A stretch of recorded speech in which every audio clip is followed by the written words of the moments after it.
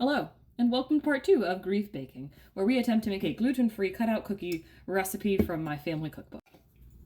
As previous, I am my mother's daughter. Let's do this. First things first, we're going to be handling dough. We're going to wash our hands, remove the rings, and preset my oven to 350. All right, hands washed, oven preheating. Have my cookie sheet ready to go. It is a basic cookie sheet. It doesn't need to be greased because when this is in its big batch, this thing has over a pound of butter in it. So you don't need to grease your pan, I promise. Have our little lovely sugar crystals because if you are anything like my family, cookie decorating is a full art form. We then also have the giant packet of all of the cutout flour for spreading to avoid any kind of mishap, and the ever important rolling pin. Okay, so what I have done is I've kind of just taken my own hands to it to get to the thickness I want, taken some flour, and I'm also just kind of trying to coat it as well as I go. So maybe it is different than other things. We're just going to start cutting out bits of dough and seeing what happens. We want it to try to stay together when we do that piece at least. So,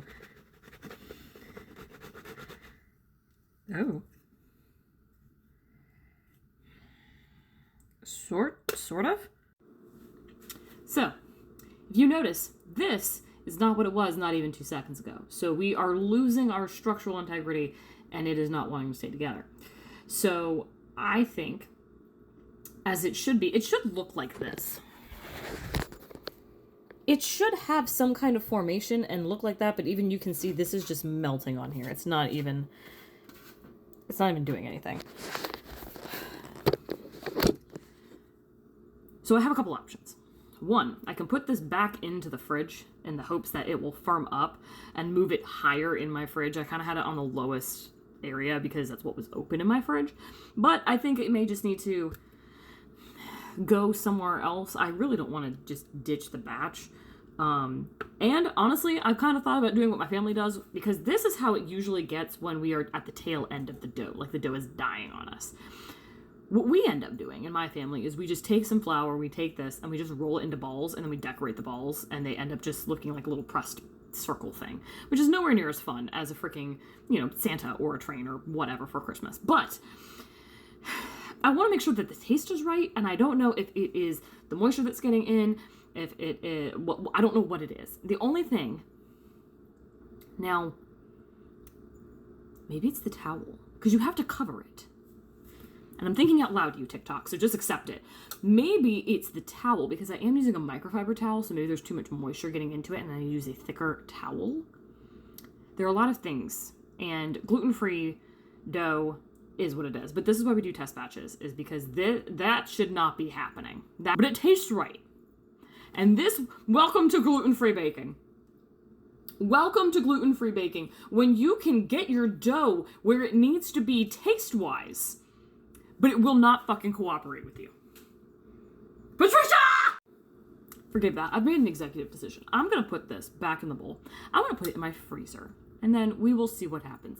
Maybe it needs to just be in a really cold environment and firm up more. So that way you should have to work it to get it to something. It needs to just be like somewhat still very much, you have to work it in order for it to go what it needs to do. So we're going to do that and see if it makes a difference.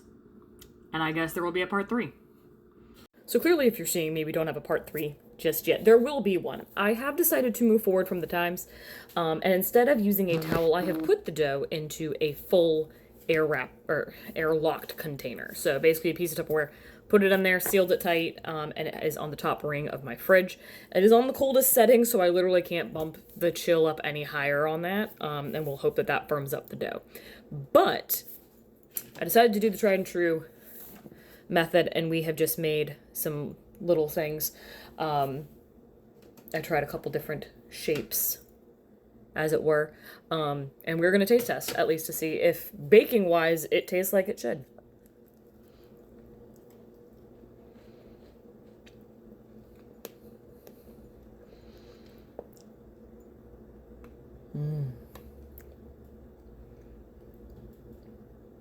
Oh my god, wait.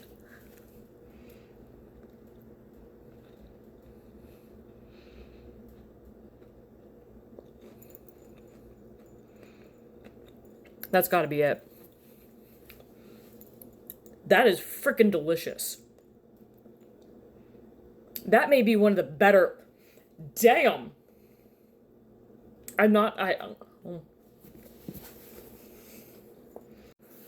Okay. I had to have another one. I have another 3 over here. This may be the closest thing I've ever gotten to the tried and true of what it's supposed to be. My husband can probably come home and tell me, yes, that absolutely tastes gluten-free.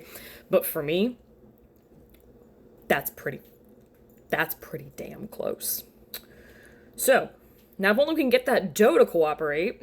The taste is fine, just the consistency. So, come with me for part 3, probably tomorrow. And we will hopefully be able to manage our dough tomorrow.